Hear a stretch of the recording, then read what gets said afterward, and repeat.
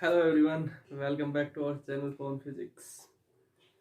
Last video में जो हमने डिस्कस किया था वो इंट्रोडक्शन फिजिक्स के बारे में डिस्कस किया था, जिसके अंदर हम साइंस के बारे में, ब्रांचेज के बारे में, फिजिक्स के बारे में और फिजिक्स की ब्रांचेज के बारे में स्टडी किया था। आज जो हम स्टडी करेंगे वो फिजिक्स जो है वो कैसे रिलेटेड है अदर ब्रांचेज ऑफ साइंस के साथ, हमारी सोसाइटी के साथ या टेक्नोलॉजी के साथ, ये स्टडी करेंगे। उसके बाद हम साइंटिफिक थ्योरी या साइंटिफिक मेथड को स्टडी करेंगे।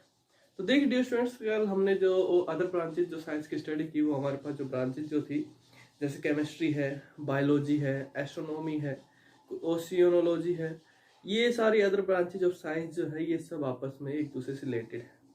फिजिक्स का भी इनका आपस में रिलेशन है। जैसे अगर हम बात करते हैं सबसे पहले केमिस्ट्री की, तो केमिस्ट्री के अंदर जो आप केमिकल कंपाउंड्स के बारे में पढ़ते हैं, एटॉमिक स्ट्रक्चर के बारे में पढ़ते हैं, मॉलिक्यूल्स के बारे में स्टडी करते हैं। तो एटम का साइज कितना है, मॉलिक्यूल का साइज कितना है, कितने ऑर्डर का है, एंगस्ट्रम का है, ये सारी चीजें हमें फिजिक्स के थ्रू ही पता लगती है।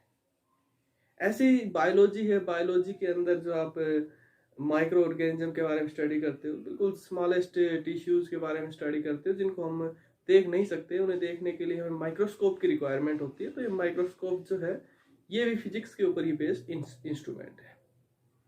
ऐसी एस्ट्रोनॉमी है, एस्ट्रोलॉजी है, जैसे कि हम स्टार्स के बारे में डिस्कस करते हैं, अदर प्लैनेट्स के बारे में डिस्कस करते हैं, जो अर्थ से हम देखते हैं अदर स्टार्स को या प्लैनेट्स को with the help of telescope. तो टेलीस्कोप जो है वो भी हमारे पास फिजिक्स से ही रिलेटेड है। मतलब कहने का ऐसे कोई ब्रांच नहीं है साइंस की जो फिजिक्स से रिलेटेड न हो, ये सारे फिजिक्स से रिलेटेड है। और फिजिक्स के बगैर, अगर हम सिंपल वर्ड्स में कहें, तो फिजिक्स के बगैर अदर ब्रांचेज का काम चलने वाला नहीं होता है।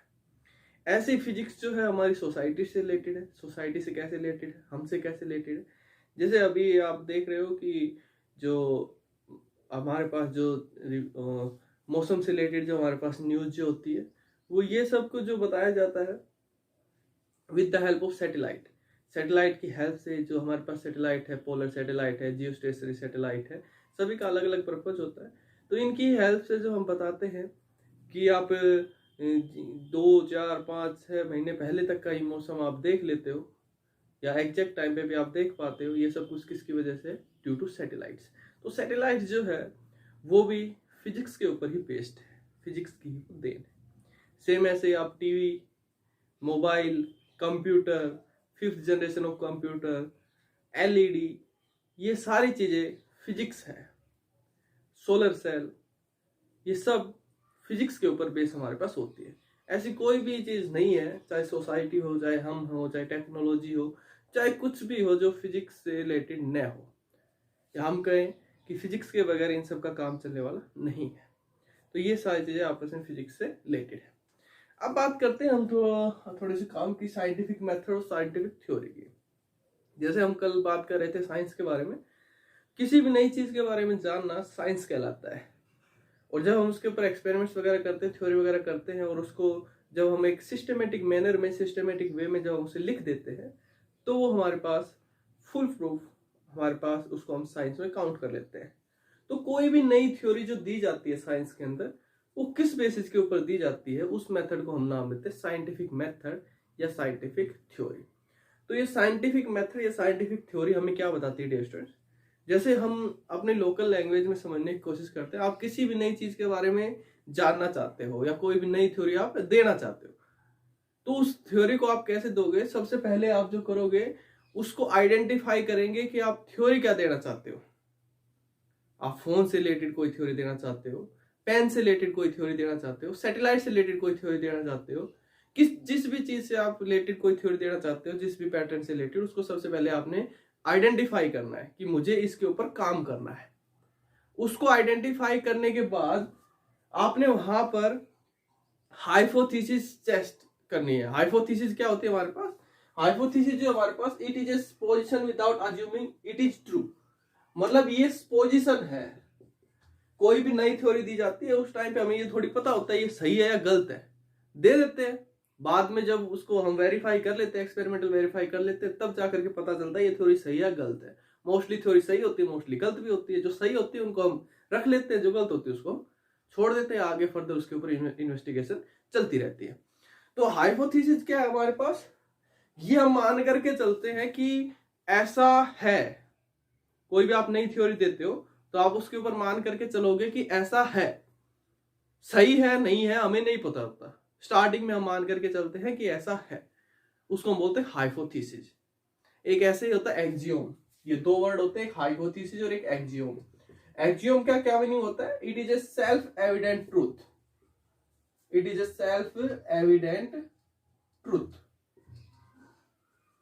मतलब कहने का ये इसका कोई ट्रूथ नहीं है कि कोई साइंटिस्ट है, फेमस साइंटिस्ट है, उसने ये बोल दिया कि ये चीज ऐसे है, वो ऐसे ही है, उसका कोई प्रूफ हमारे पास नहीं होता है, तो उसको हम बोलते हैं एक्जियोम। उसको आप मान करके ही चलना होता है।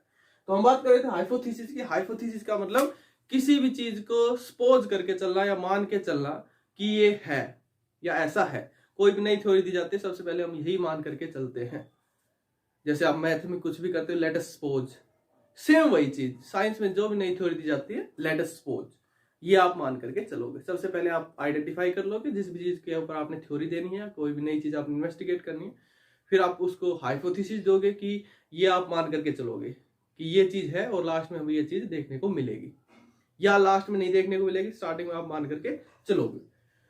उसके बाद उसके ऊपर आप थ्योरी दोगे, थियोरेटिकल प्रेडिक्शंस। थियोरेटिकल प्रेडिक्शन आप वहां पे उसके ऊपर थ्योरी दोगे, लॉ वगैरह अप्लाई करोगे, अदर जो लॉ है वो सारे अप्लाई कर उसके ऊपर करके आप देखोगे, तो फिर जाकर के हमारे पास थ्योरी तैयार हो जाएगी। जब हमारे पास थ्योरी तैयार हो जाएगी, फिर आप उसको एक्सपेरिमेंटली वेरीफाई करके दिखाओगे।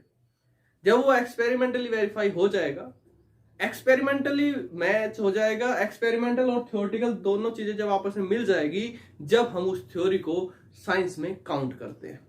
इस मेथड को नाम दिया जाता है साइंटिफिक मेथड या साइंटिफिक थ्योरी। कोई भी जो नई थ्योरी जो दी जाती है साइंस रिलेटेड, वो इस टाइप से दी जाती है। सबसे पहले जो भी चीज है उसको आइडेंटिफाई करो जिससे रिलेटेड देनी है, फिर हाइपोथेसिस सजेस्ट करो, मान करके चलो, फिर उसके ऊपर थ्योरी दो, फिर उस थ्योरी को एक्सपेरिमेंटल प्रूफ करो। अगर वो एक्सपेरिमेंटल प्रूफ हो जाता है तो उसको हम साइंस में काउंट कर लेते हैं। अगर नहीं होता है तो फिर से भाई अपना कोई नई चीज आइडेंटिफाई करो, फिर से सेम प्रोसेस, उस पर हाइपोथेसिस दो, थ्योरी दो, एक्सपेरिमेंटल प्रूव करके दिखाओ। अगर हो जाता है तो साइंस में काउंट कर लेते हैं, नहीं होता है तो फिर से अपना आपका ये पैटर्न चलता रहता है। इसको हम बोलते हैं साइंटिफिक मेथड या साइंटिफिक थ्योरी। अब इससे रिलेटेड साइंटिफिक मेथड या साइंटिफिक थ्योरी से रिलेटेड कुछ एक इंपॉर्टेंट चीज है जो हमारे पास, साइंस जो एवर डायनेमिक है। Science is ever dynamic. Meaning क्या है इसका एवर डायनेमिक का? डायनेमिक मतलब चलते रहना, चलते रहना मतलब वेरी करना। मतलब साइंस जो है वो कांस्टेंट नहीं है। आपने कोई थ्योरी दे दी, इसका मतलब ये नहीं है वो थ्योरी जो आपने दी वो लास्ट है, बदल भी सकती है, वो थ्योरी गलत भी हो सकती है। साइंस का ये मतलब है, साइंस इज एवर डायनेमिक। आप कोई ऐसा प्रूफ दे दो जो लास्ट थ्योरी है, जो उसको ठीक से वेरीफाई नहीं कर रहा है, तो वो थ्योरी गलत हो जाएगी। जैसे अगर हम एग्जांपल लेकर के चलते हैं, जैसे स्टार्टिंग में जो माना जाता था, स्टार्टिंग में माना जाता था कि अर्थ जो फ्लैट है, अर्थ जो है वो फ्लैट है। लेकिन हम अब क्या पढ़ रहे हैं, अर्थ जो है हमारे पास वो कैसी है? स्फेरिकल है। यही तो पढ़ा जाता है। अब पहले जो थ्योरी दी गई थी उस थ्योरी में अर्थ को फ्लैट बताया गया था। पहले हम अर्थ को फ्लैट मान करके स्टडी करते थे, लेकिन अब जो है उस फ्लैट जो अर्थ है उसको गलत बताया गया, उस थ्योरी को गलत प्रूव किया गया। उसके बाद बोला गया कि अर्थ जो स्फीयर है। अब हम अर्थ को स्फेरिकल शेप का मान करके हम आगे इसकी ऊपर स्टडी करते हैं। सेम ऐसे ही जो जियोसेंट्रिक थ्योरी है, जियोसेंट्रिक थ्योरी जो है वो हमें क्या बताती थी कि अर्थ जो है वो सेंटर है, अर्थ जो है वो यूनिवर्स का सेंटर है, जो कि गलत था। ये थ्योरी हमें क्या बताती थी कि अर्थ जो है ये यूनिवर्स का सेंटर है। लेकिन यूनिवर्स का सेंटर क्या है? सन है। यूनिवर्स का जो सेंटर है वो क्या है? सन है, जो आप पढ़ रहे हो सकता है कुछ और हो, आप इसको गलत प्रूव कर दीजिए, सन को किसी और को बना दीजिए सेंटर। तो ये साइंस जो एवर डायनेमिक है, मतलब इसके अंदर कोई भी थ्योरी लास्ट नहीं होती है, और उस थ्योरी से रिलेटेड कोई भी क्वेश्चन जो है वो लास्ट नहीं होता है। मतलब वहां पर आप उस थ्योरी को गलत प्रूव कर सकते हो। अगर आप उस थ्योरी को गलत प्रूव कर सकते हो तो आप वाली थ्योरी को मान लिया जाता है। तो साइंस इज एवर डायनेमिक। यहां कहीं सीधा सीधा science is an open minded system. ये हमेशा ओपन माइंड रहती है।